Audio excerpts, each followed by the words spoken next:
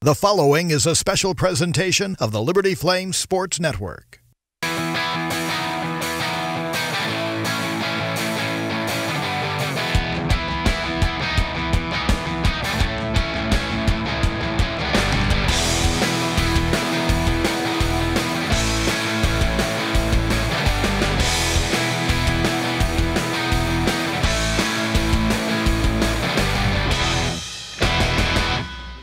Hello, hockey fans across the United States and Canada, and welcome to the ACHA Final Reveal Ranking Show. Joining me tonight, the Fro himself, Patrick Strachan, the voice of the Ohio Bobcats, Ryan Boyd, and nobody special really over here, Brandon Coburn. I am Rhett McGibbon, and we're really excited for you to be with us tonight as we're going to have interviews like last year with a couple of coaches and also a star player in the league.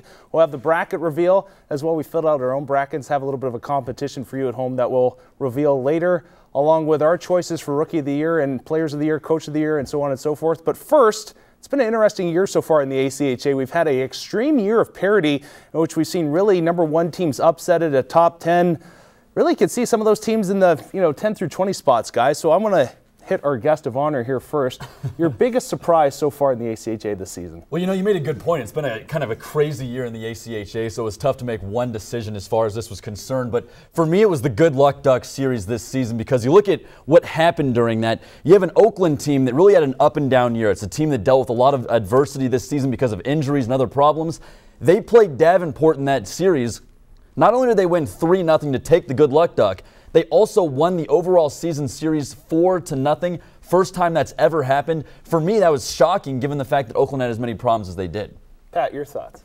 I thought that was an interesting series too, because when they came here to LaHaye Ice Center, I thought that Oakland was going to ride that momentum and just sweep the Flames, but the Flames ended up blowing them out, giving them a little bit of payback from what happened to them last year. So I would agree, the Oakland-Davenport series, always a great rivalry. As we talked about earlier in the year, that should be one of the matchups that would be on one of our games if we had it outside.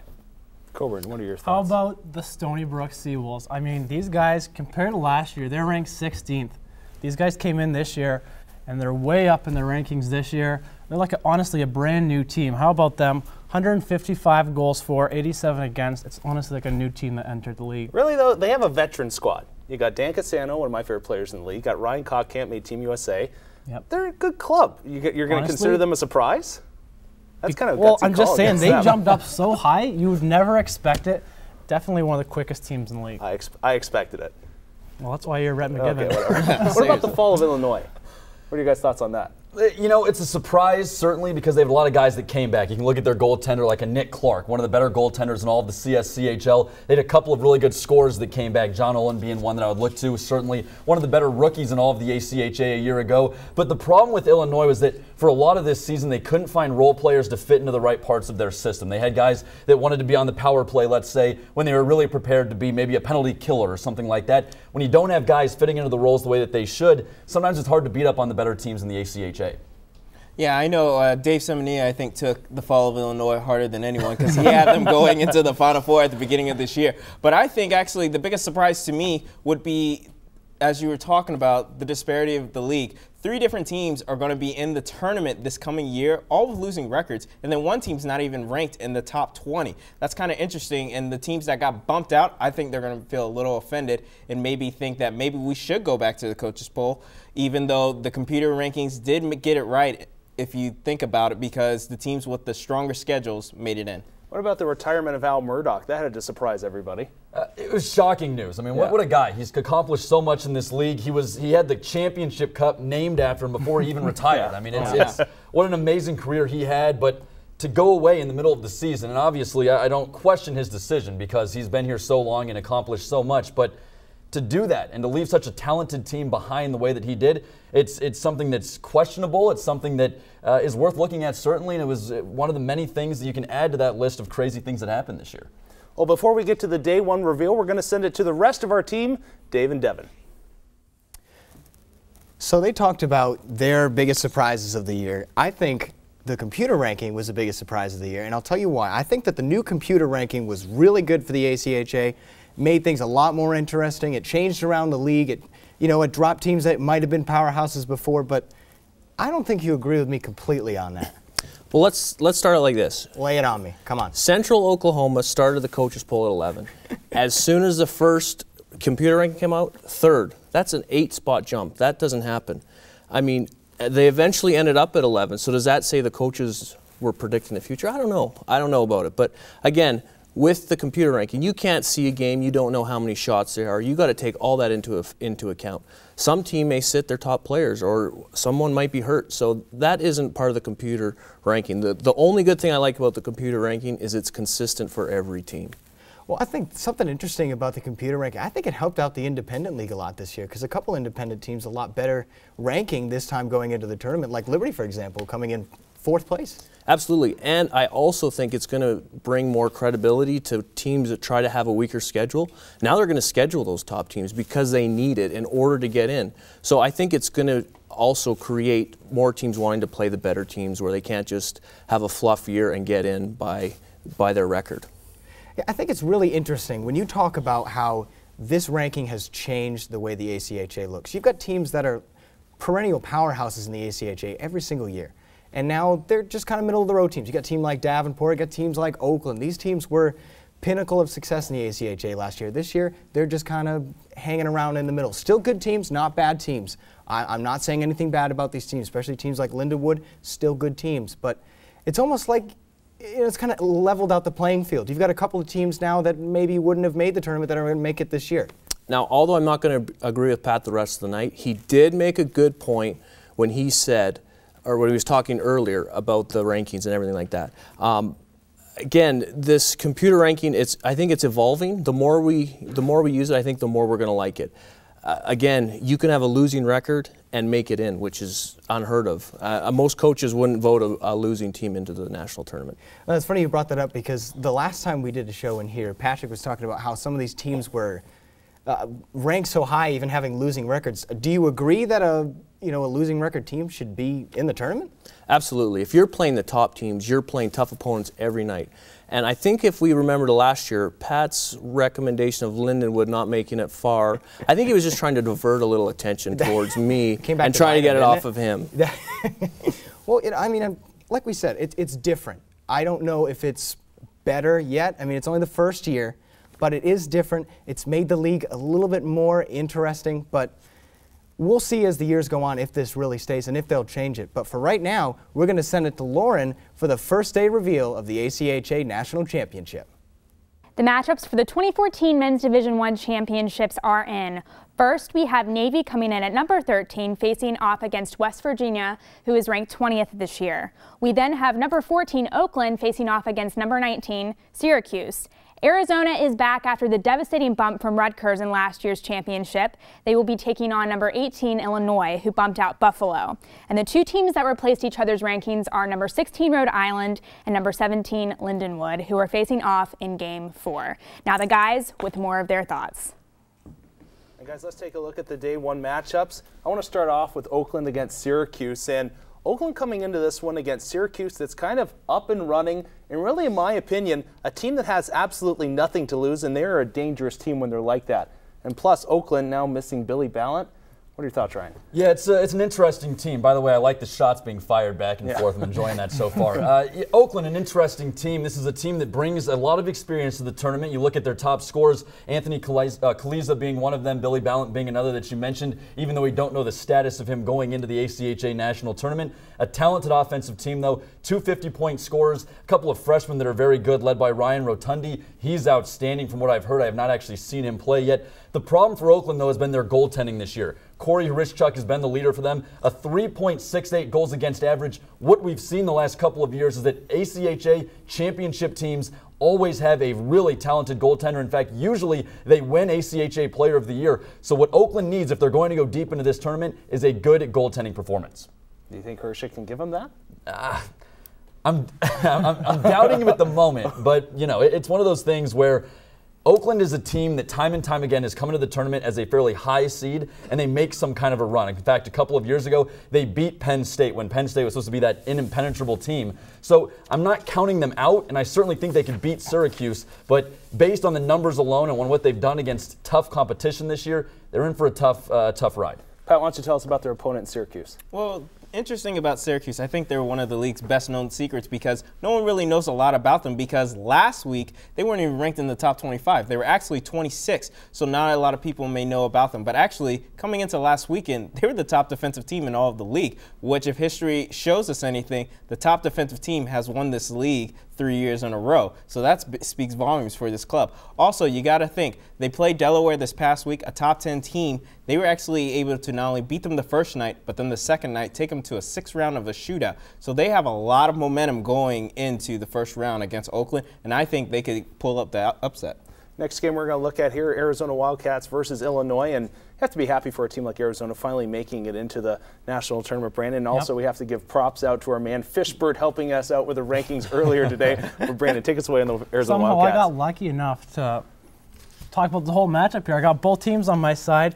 Arizona is one of those teams, I don't know who they are because one night they're beating Arizona State, the next they're beating Liberty. They also knocked off Oklahoma. Of the top 5 teams in the current rankings, they've currently knocked off 3 of them. And then they've had some questionable losses. They lost to Minot State 8-1. They also got destroyed by Arizona State earlier this year. I don't know who this team is right now, but you know one thing, I'm happy that they're there, and I think that they could go some places. Illinois, on the other hand, we talked about them. We don't really know what to expect from this team. They're a little bit inconsistent. They've had some decent wins. I don't think that they have a solid goaltending. I think offensively they're good enough to go, but defensively I don't know if they're there yet. Let me say this about them quickly, though. I think that sometimes the team that wins the championship, and this is somewhat cliche, but the team that wins it all isn't necessarily the best team of the whole year. It's the team that goes into the tournament playing the best. They played Indiana in their last couple of games this past weekend. I know Indiana did not have a good year, but they were up 7-0 at the end of the first period in one of those 2 games. So right now when it counts most, Illinois beginning to catch a little bit of fire. Will it be enough? I'm not sure, but they are starting to play a little bit better. Sean Hogan, obviously one of the top coaches in the league for Arizona. Absolutely. Does he give an added weight to Arizona in this matchup? I think he does because we all know Sean Hogan's been able to have success as a national championship coach. He was able to do it at Oakland, actually defeated Liberty their last year in Division II, and then he came into the league, and as we were talking about, knocking off I believe it was Penn State in the championship round. So you wouldn't be surprised if Sean Hogan's able to start getting this team rolling and starting to believe. They even have 2 talented guys in Ives Anderson and Andrew Merms that we all know are well-capable goal scorers. All right, real quick, Rhode Island, what are your thoughts? Rhode Island's an interesting team. They're one of those teams that I don't think gets very much press, but they're a pretty good team, especially on the defensive end. When you look at their team from a forward perspective, they have just one guy on their team with 29 points. Nobody on their team above 30 points scored this year. So not a lot of big-name guys on the offense, but on defense, Andrew Sherman is their top goaltender, a 2.27 goals against average. They're going to be tough on the defensive end, but they went 1-6-1 this year against teams that made the tournament. Pat, your favorite team, Lindenwood, really quick? Oh, absolutely. I love those guys in St. Louis. But the biggest thing for them, I think, will be the goaltending and returning Linus Arngren, sorry if I messed your name up, but he was actually 2-time all-tournament team. He helped propel this team into the championship round last year. I could see them actually making a run, especially if they win this next matchup. They're going to have an interesting opponent waiting for them in their second game. Well, before we get to the Navy and West Virginia matchup, we're going to send it to Dave and Devin for that. But first, we got to meet up with Thomas Kreisel early in the week.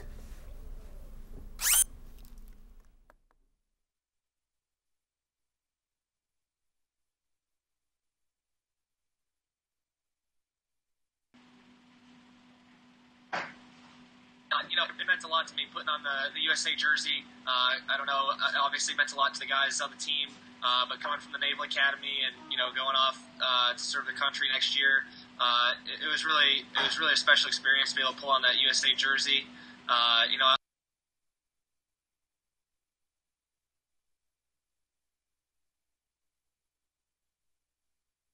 Now, playing with some of the top players, what can you bring back to your Navy team as you guys get ready for nationals? Yeah, our team just came together so quickly over there, and there was just a different level of focus and dedication. There was no individuals. It was completely about the team. Everything we did was about the team. It wasn't about stats or anything like that, and so that's something I've been trying to bring back to the guys. Not that we had that problem before, but just that's what it takes to win. That's what it takes to be successful. Now, as you get ready for nationals, You guys want to win. Who do you think you guys would play in the national championship game? Well, there's a lot of good teams going out there. I think anyone has a chance to take it. I think ASU will definitely be there at the end. They got a pretty solid team. But I personally, I'd like to play Stony Brook in the end. I got a couple buddies up there. I think that'd be a fun game. Awesome. Well, thank you very much for your time, and good luck in Nationals. All right, thanks a lot.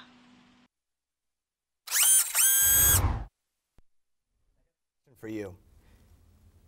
Obviously, Kreisel's a good player, but did you know he could read lips? Yeah, some technical difficulties today.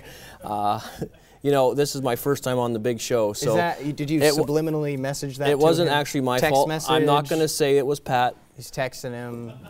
But again, this is going to be a rough night for Pat. I'm just saying that right now. You know what? But at least your hair was the same. Absolutely. So that's all that's important. It might have been taken earlier today, but you notice I did switch ties. I like the other tie better. You know what, though? Let's talk about this matchup, though, because in my opinion, this is actually a really good first-day matchup because you've got West Virginia, who was in here playing Liberty last weekend, this last weekend that we just passed, and you've got Navy. What do you have to say there? You got Tommy Kreisel coming in, and in my opinion, I think West Virginia's got the edge in this game. We saw them play against Liberty. Liberty, one of the top 4 teams in the nation. This team's been good all year, and they gave them 2 pretty good games. I thought, the first game a little bit different, but the second game, it took till the end for the Flames to pull that one off. So I think that West Virginia is a tough team. They've got some pretty decent goaltending, and they showed it there in that second game. You want to talk about goaltending? Andrew Mills. No, I don't want to talk about goaltending. 17-6-2, 1.98 goals against average, and a 93 save percentage. That's goaltending. Also, I'm going to call this Navy team the team of brotherly love. They have the O'Heir brothers, and they have the Harrigan brothers. They are supporting Kreisel. So now a lot of teams are focusing on Kreisel. Obviously, he's had 4 great years as a player at Navy. But now he's got the support. Now this team is learning how to win. Now he's bringing back his University Games experience. Look out for this Navy team. Now, you know what?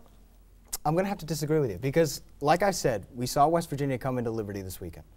That is a top 4 team on the road, and they took them to the wire in that second game.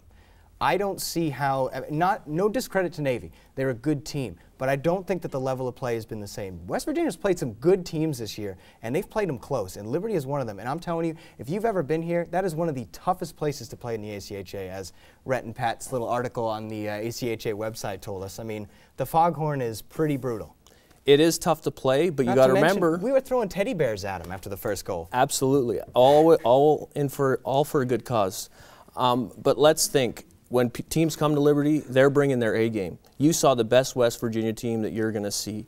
We have not seen Navy, but they were at the tournament last year, and again, they had a rough loss, and this year they want to avenge that. And you can tell that Kreisel's a little more motivated. Even in his interview, he said, we're here for a reason now. So I think that year of experience helps so much. And again, not to knock Arizona, this is their first year. It's going to be tough for them just because they haven't been there in a while. And that experience, you just can't buy it. All right, well, I guess that, we'll have to see what happens in the first round. But you know what? Rhett's got a little bit of a game for us. And Rhett, why don't you take it away? Let us know what's up.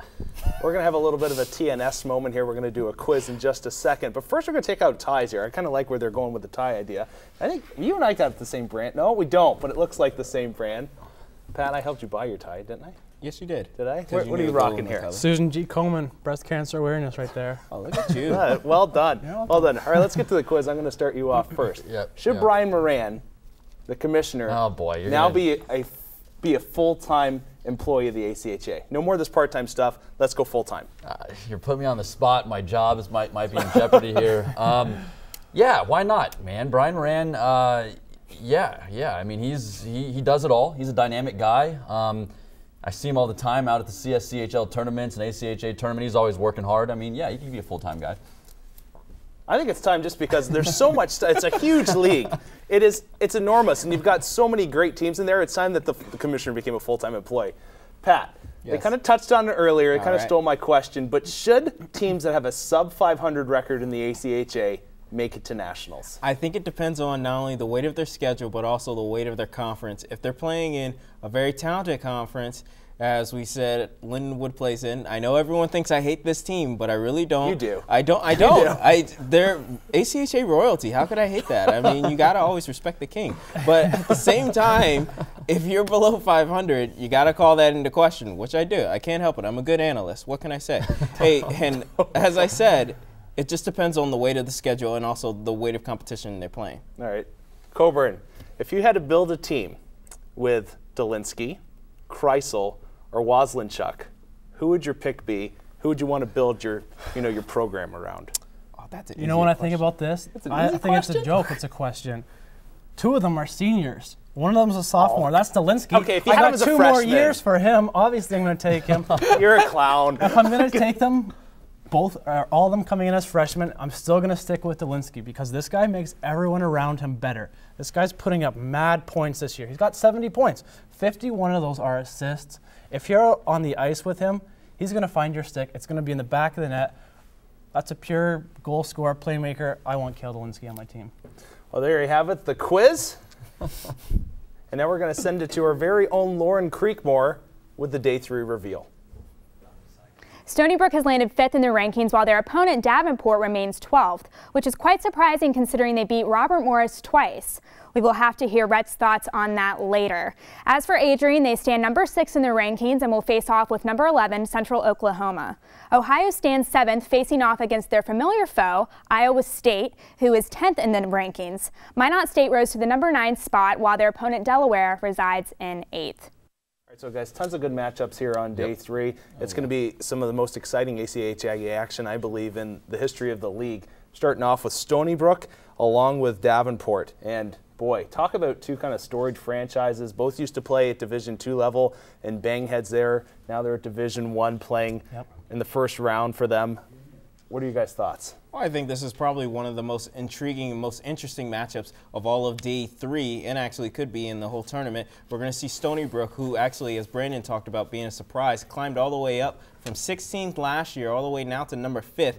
Davenport, who have been to the mountaintop and seen the pinnacle as they've won 4 national championships under their belt in their history of the school. Well, you're going to see a lot of speed from both of these teams, more so from Stony Brook. That top line of theirs, in Cassano, Kottkamp, and especially Vincent Lopes, who anytime he's on the ice, he's by far the fastest guy on the ice. Those guys know how to put the puck in the back of the net and generate points. What about Davenport? You've got both teams here on the matchup. No, I do. I think. Do you think that losing the Good Luck Duck and now they just swept RMU, is that going to give them enough momentum headed into this round to take over and beat Stony Brook? Absolutely, it possibly can't. I'm not saying that they're going to beat Stony Brook because you're going to try to call me out and say, oh, I said Stony Brook's going ahead. I know how you do, voice.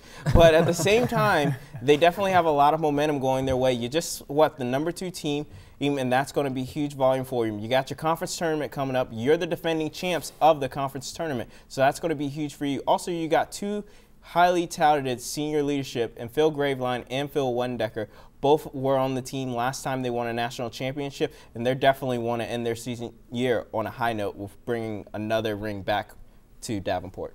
Do you think, though, Wendecker and Graveline are enough to stop the dynamic duo of Kottkamp and Cassano? Yeah, I actually believe that they are. I think that Davenport's going to win this matchup, and I know that later we're going to talk more about our predictions in this game, but I think that Stony Brook at times this year, believe me, not the entire season, but at times they weren't the best team or as good as their ranking would suggest. On the other side, when you look at a team like Davenport, when I see what they did to end their season, and I hate to go back to the stuff that I said before, but if you're impressive when the year comes to a close, I think that you can be that good or better when you get into tournament play. And I truly believe with the defense they have, a couple of point scores as well on that defense, and those goaltenders, they can slow down that quick team of Stony Brook.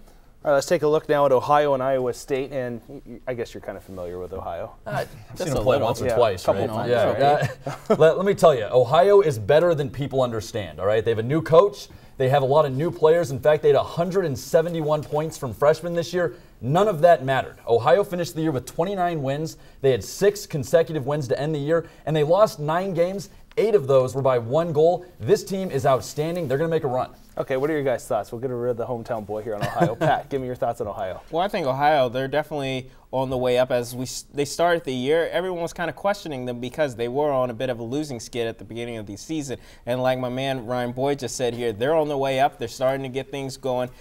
Mounted 29 wins, going to probably get it up to 30 when they get into this tournament, and they definitely have a shot at winning that conference tournament, which will be huge momentum carrying into the national tournament for them. My question is, and you were saying that you have a ton of freshmen that have put up points, but my question is, you get to playoff time, it's a different animal.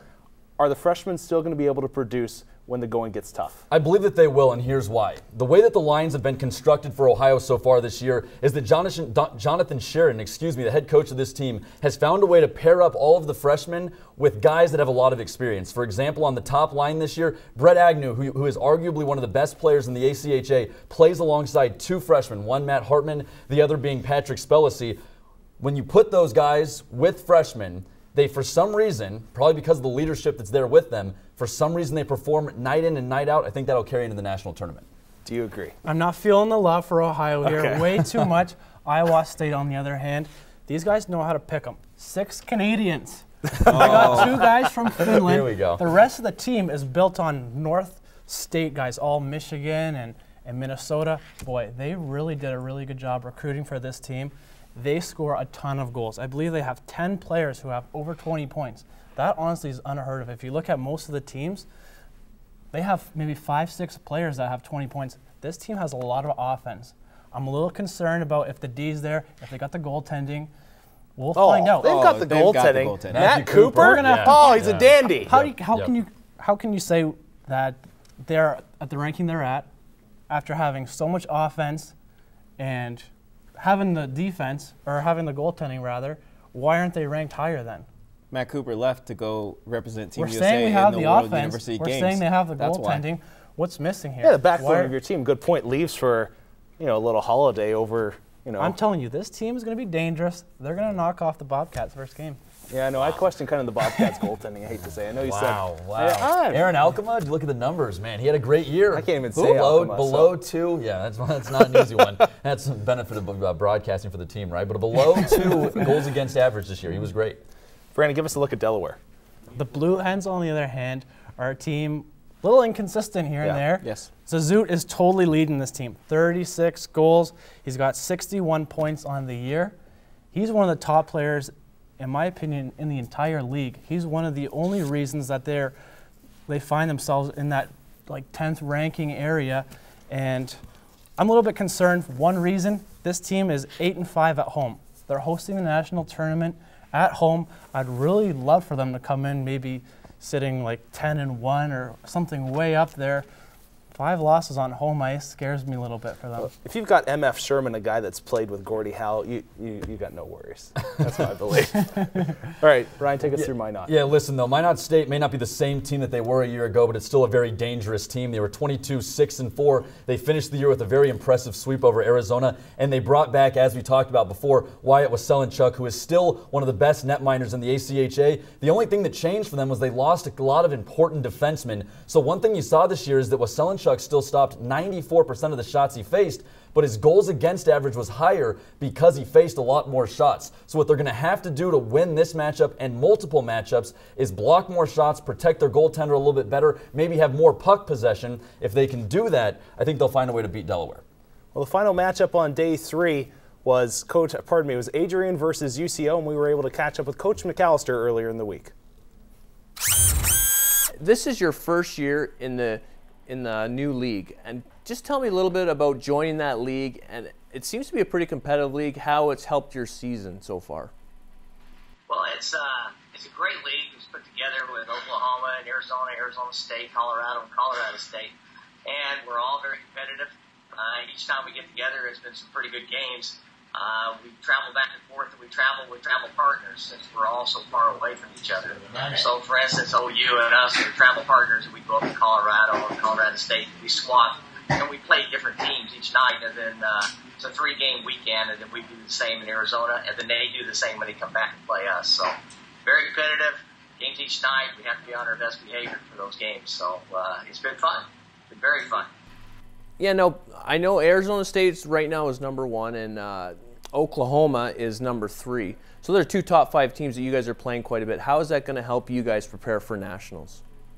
Well, it's toughened us up quite a bit. We know what to expect each and every night when we play those guys. So, with that tough competition, it's going to be, there won't be any surprises. There won't be a team that's going to go out there and be able to dominate us. Nothing that we haven't seen already. So I think Arizona State, you are definitely very talented, very aggressive the way they play. So we have to be really good at the defensive zone, and defense wins championships. So if we just we know what we have to do, we We just have to go out there and do it each and every night. Okay, now, as you guys get ready for nationals, what are you guys kind of doing to prepare? I know you guys started off, you guys were ranked 3rd, and then you guys got bumped back to 11th, and you guys just kind of stayed there, kind of set your style of play. How is that going to? I mean, how has the rankings kind of changed from using the coaches poll to the computer ranking, and how are you guys going to use that to get motivated for nationals? Well, it's the teams that we get to play in nationals. It's totally different. It's that one game. You have that one game, and you better have it all together that one game, or you're going to go home the next night. So we know that. We're used to that type of thinking. So, the coaches poll, it varied just a little bit. By the end of the year, I think it was the computer and the coaches poll, they pretty much got it right anyway. It's just we're pretty much entrenched at 11.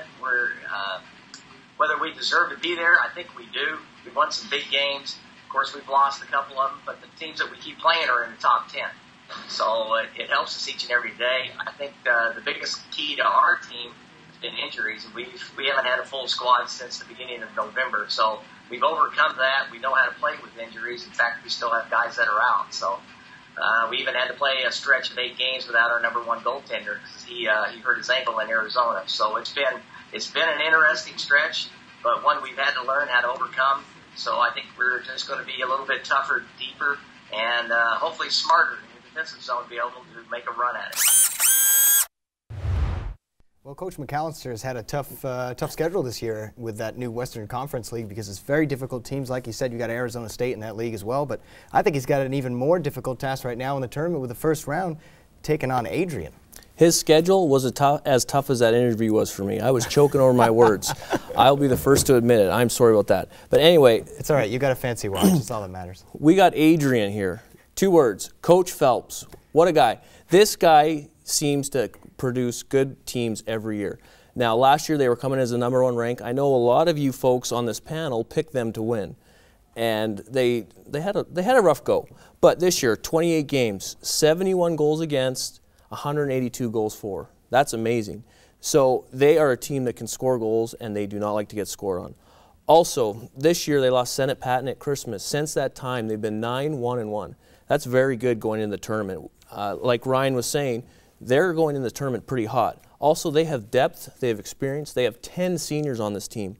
And I think they are a very motivated team. They want to prove to other teams that they're better than the ranking that they are at right now. Let me ask you an opinion question here. Winning the conference championship, do you think that should get you a higher seed in the championship, or should you just be kind of skirting into the bottom?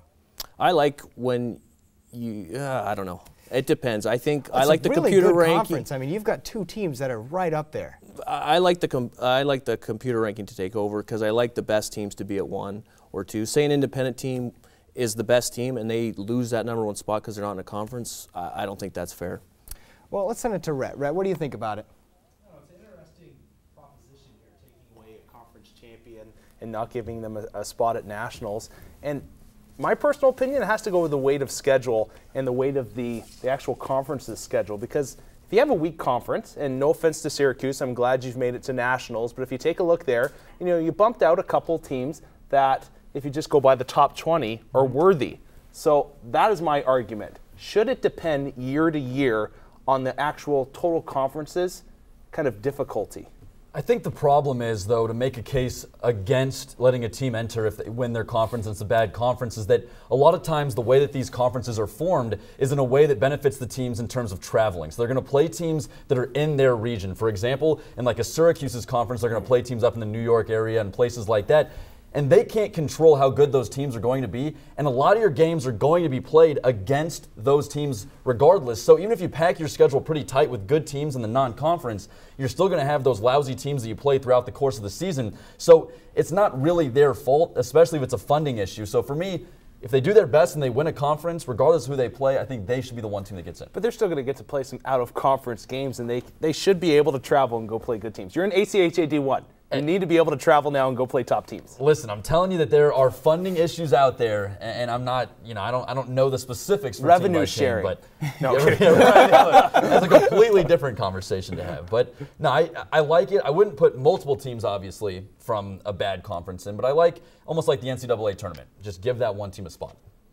Well, would you say that you have to then win your conference tournament, or like the way the ACHA does it, you just need to win the regular season? And I remember talking with Dave about this, and even you, Rhett, and Brandon, that if you win the regular season, then sometimes you take time off and save guys during the conference tournament because you already know you've already punched your ticket to go to nationals. While other guys, you could say that they win the conference tournament even though they didn't win the regular season, and they don't get to go to nationals. We've seen it multiple times over the course of the past year. Davenport last year won their conference, excuse me, getting a little tongue-tied, and Adrian was the team that won the regular season. Then we also saw Niagara got to go to the national tournament even though Buffalo was the winner of the tournament conference. So you have to wonder, is the weighted conference going to affect you from just winning the regular season? Or if you win the conference tournament and you're not in nationals and your conference is elite, should you be allowed to go as well? So you know what? The first time I'm going to agree with you all night long. I don't like this conference stuff. I don't like the conference tournament. I don't want any of that. You know what national championship says to me? The whole national tournament is that the best team should be there. The top 20, whatever. I don't want the conferences, and you win that, you go on. I want the top teams in the nation being at that tournament. Yeah, because if you're going with a conference champion actually being able to go on to nationals, let's say that Eastern Michigan comes out of the GLCHL and has had, a so-so year, but all of a sudden they go on a hot streak and beat out Davenport and they beat out Adrian. Should they be able to make it?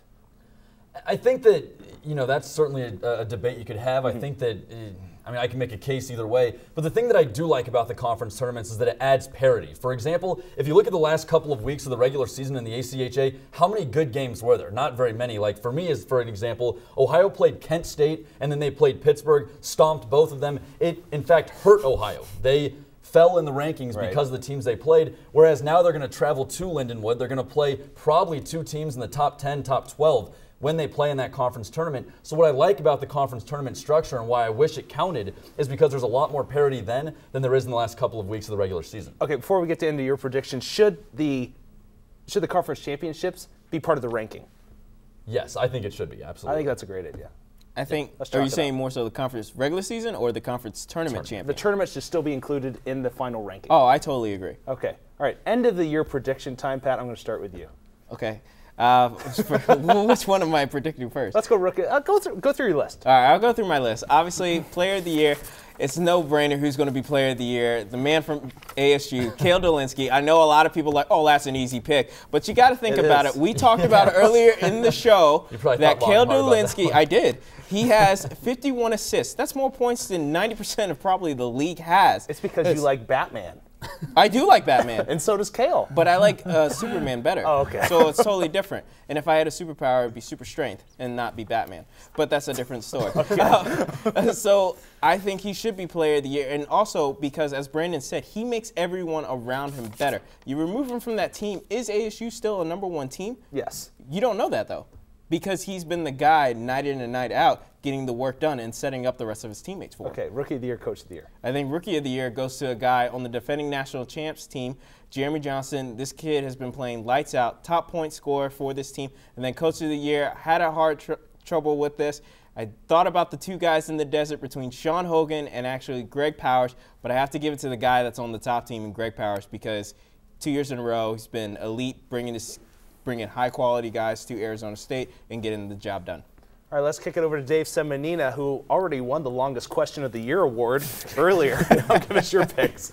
Well, these guys make it so easy to pick. I mean, how do you go against Matt Cooper of Iowa State? 22, 8-2, 2.1 goals against average, .930 save percentage. But listen to this, 5 shutouts. That's unheard of. Cale Dolinski, is he a good player? Absolutely. Can he pass the puck? Absolutely. He's also passing to scorers who score at will. He has some of the best line mates in the league, which leads me to my next point. Rookie of the year, Sean Murphy. This guy came to Liberty. He was lights out. He was all over the ice. He was physical, and he could bury the puck. This kid can play. If I'm getting passes from Dolinski too, I mean, just like Murphy did, he proved it. He buried the puck. He was one of 2 freshmen that were on the World University Games teams. That doesn't happen that often. Again, 29 games played, 15 goals, 18 assists. That's a good rookie campaign.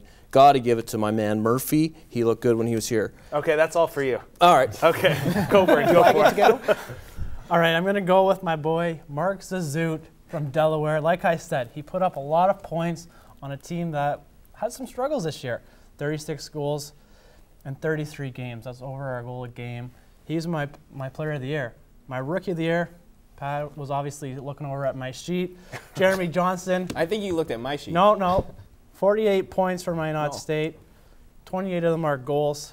It's also a toss-up between him and Ward on the Flames. And my coach of the year, no surprise, Kirk Handy. I'm going with the hometown guy. He brought this team from last year, having a decent ranking, but it was a completely different team. They had their high-end scorers, and it's because he bought you dinner. I think it's because he let him play D1 this year. Listen, the team is a complete team now, and I think they're a danger in the national tournament, whereas last year I wasn't as worried about them. All right, Ryan, give us your thoughts. MVP, I got Jordan Greenberg of Oklahoma. I think he's fantastic. I think he plays for a team that has a lot of explosive players, but I think he does a lot of things well and he makes his teammates better. I also, though, think you can make a case for Anthony Kaliza of Oakland. He had 13 power play goals this year. He was a leader on a team that had a lot of injuries, so I think both of them are candidates. Rookie of the year, a guy that nobody talked about, Patrick Spellacy of Ohio. He had 42 points this year, 22 goals, which was second out of all of the rookies in the ACHA, and he took the place of Tyler Pillmore, one of the best players in this league's history. Coach of the year, I like Sean Hogan. I pick him because he finally beat Arizona State, and I predicted it when we did the preseason show. Happy for him, happy for his team that they're in the tournament. I like him. I think he's one of the best coaches in the nation. All right, I'm going to go real quick before I hand it over to Devin.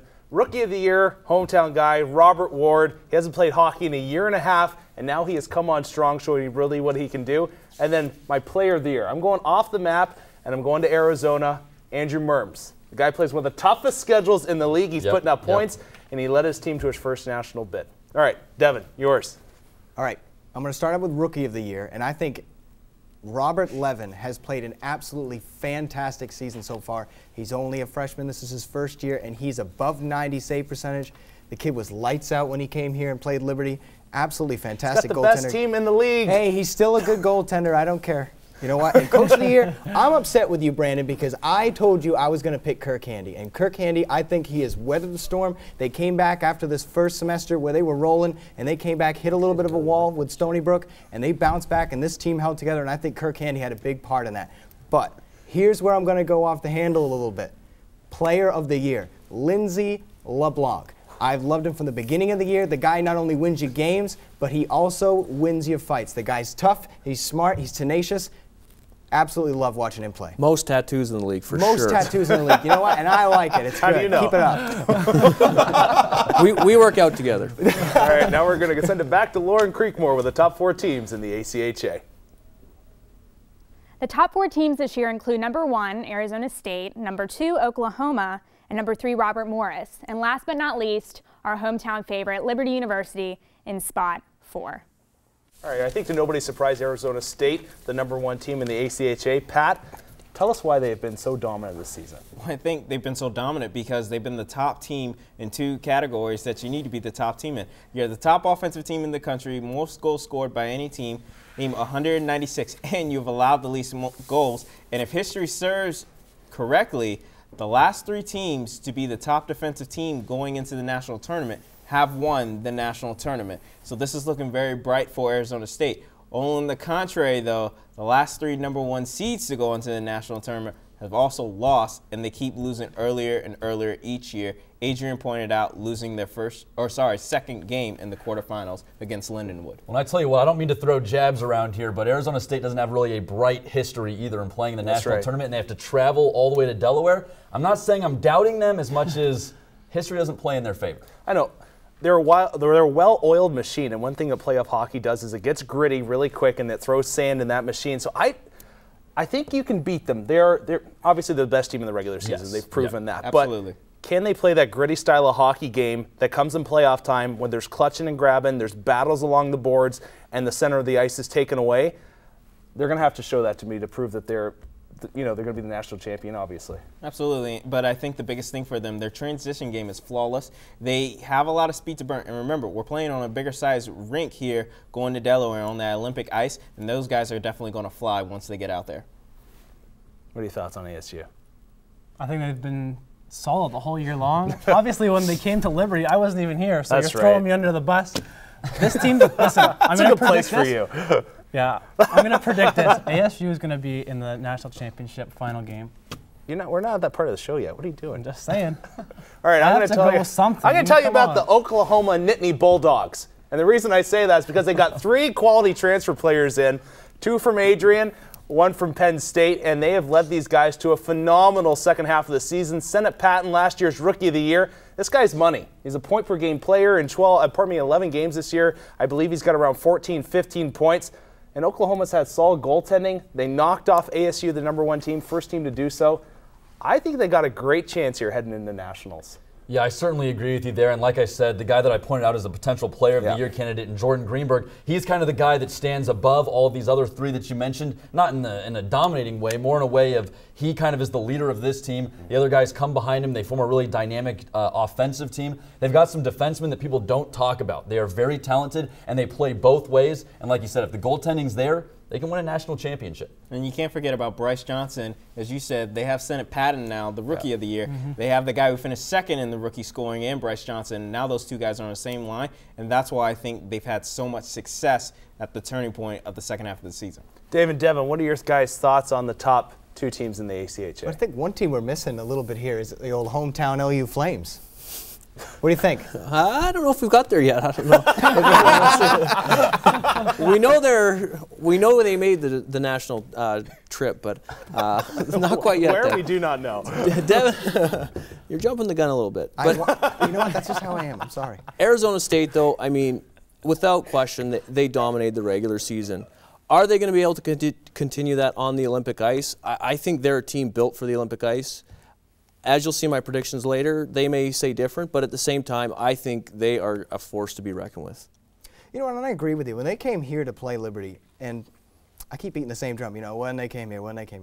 But that team has so much speed on the ice, and they don't make mistakes. I mean, we saw Liberty came back and fought a little bit in I believe it was the second period of the second game, came back a little bit there, but there's almost no hope at times. The team is so fast, and there's so much speed in the neutral zone, and they just don't make mistakes. But we'll send it back to you guys over there. You can finish the discussion for us. All right, coming in at number 3, we have Robert Morris of Illinois, and a bit of a crazy ending to the season, but last year and this year they've proven that they're once again an elite team in the ACHA. Yeah, they're fantastic. They finished the year 28-6-2, but like you said, it was kind of a strange end of the season for them. They lost 4 of their final 6 games. That included being swept by Ohio at home. They had not lost a game at home since last year in the ACHA National Tournament. Then they went to Davenport, like we've talked about. They lost both those games as well. However, despite the fact that they did not play well at the end of the season, they have 2 top-end scorers in Garrett Sargis and also Christopher Seamock. Seamock may be the best player in the CSCHL, and they have a great goaltender in Andy DeCristofaro.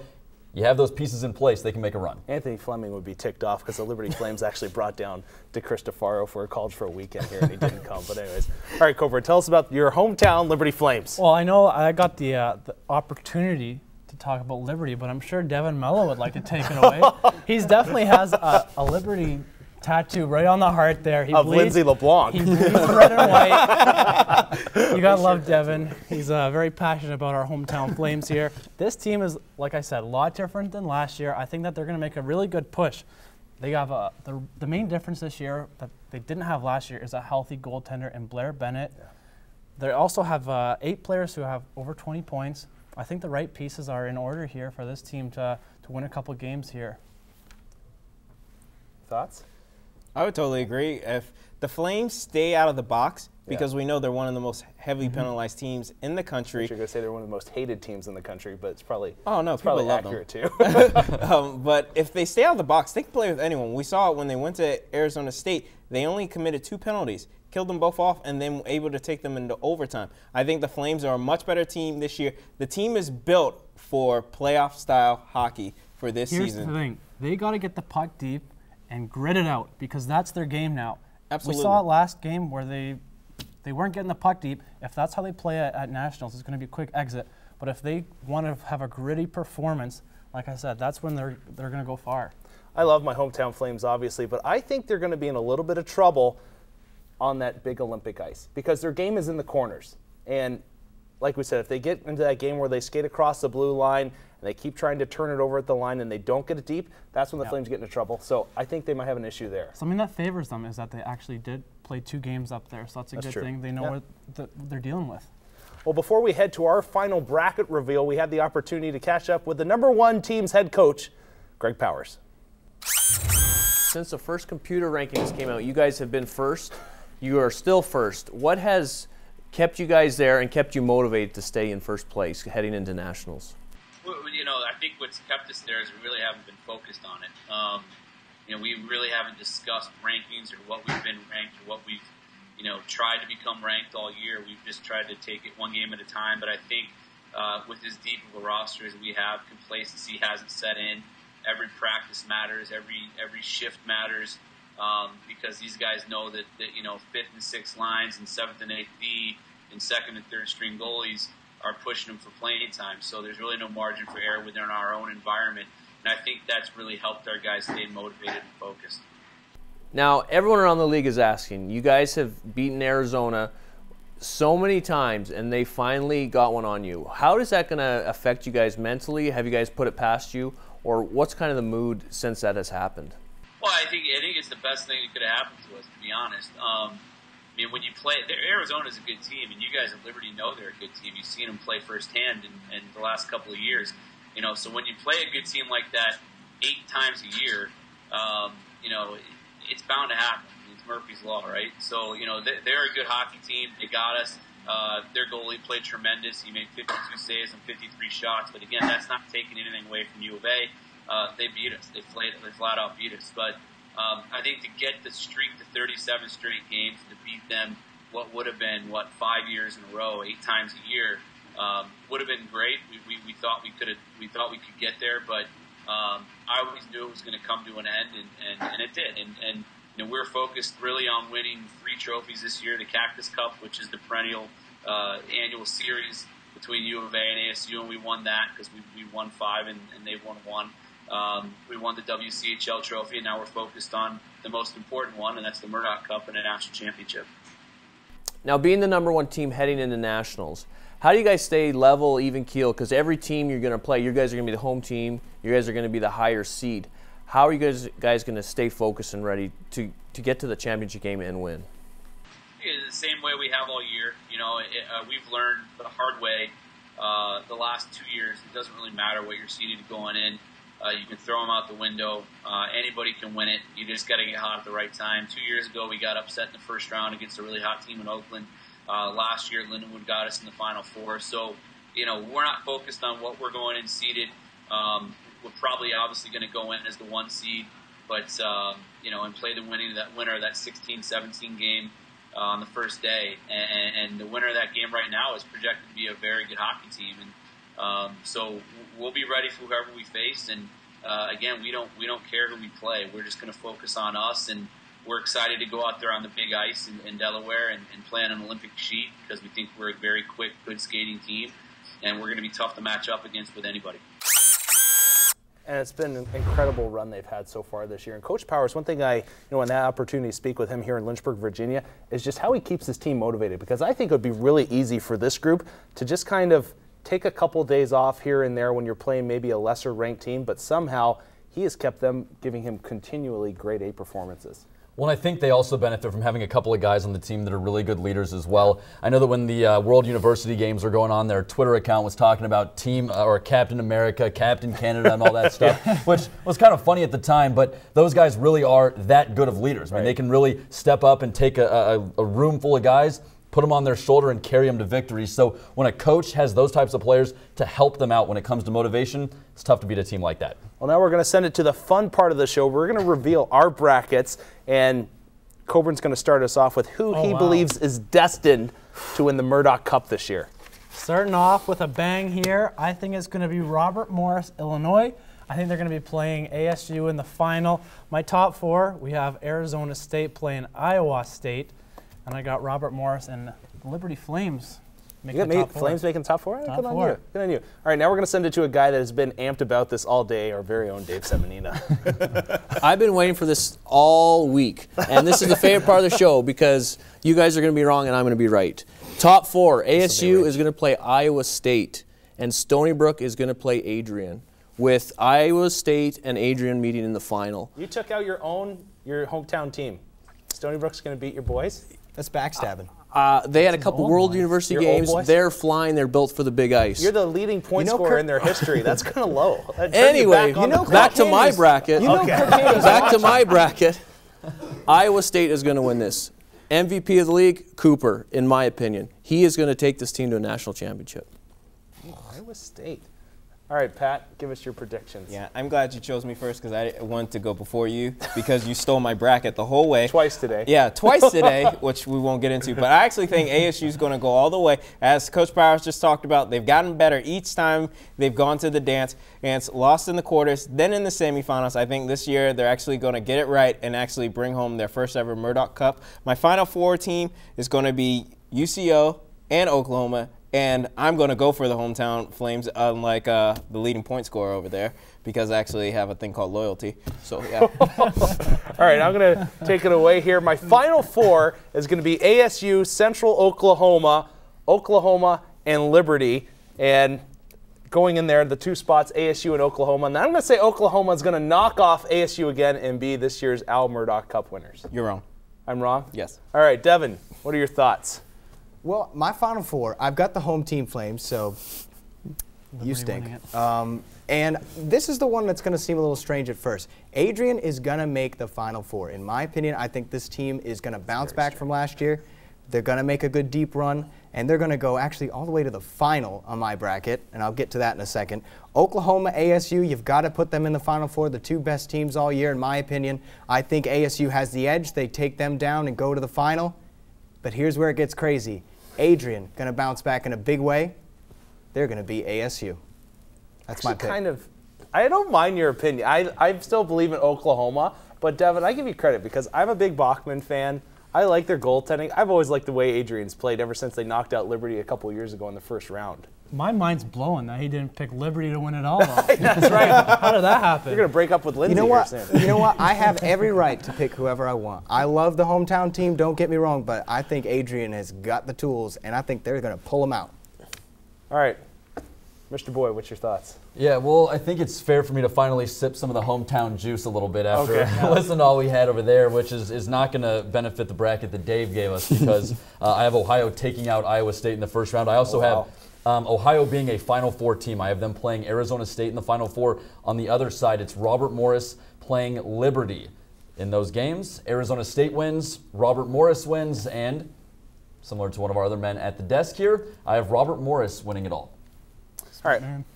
We want to get you guys doing something at home. We want you to send us your brackets, and what we're going to do is once we get everybody, whoever has the perfect bracket, we're somehow going to send you a gift, I believe maybe a hoodie or something like that for your efforts. But tweet them at us or email them to us. We'll get it out there for your ability just to send them our way, and we'll keep track of it, or maybe even, well, yeah, we'll keep track of it. Otherwise, you guys will cheat. You're pretty smart out there, especially Fishbird. So, but guys, any final thoughts on this season? Any last things you want to say before we close it up? Listen, it's going to be a fun tournament. I think this is one of the better tournament brackets we've had. I don't know if that's because of the new ranking system or not, but a lot of really good matchups, and if it plays out in the right way, this year's championship could be a heck of a lot of fun.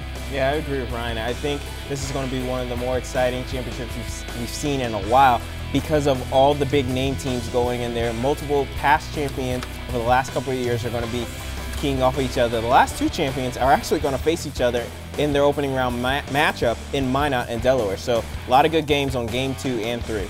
Well, we would like to thank Dave and Devin for joining us. For the rest of the guys here at the panel, we're glad you could watch. For our producer, Matthew Bird, director, Stephen Fogelman, and our technical director, Rue Odell, we'd like to say goodnight from Lynchburg, Virginia.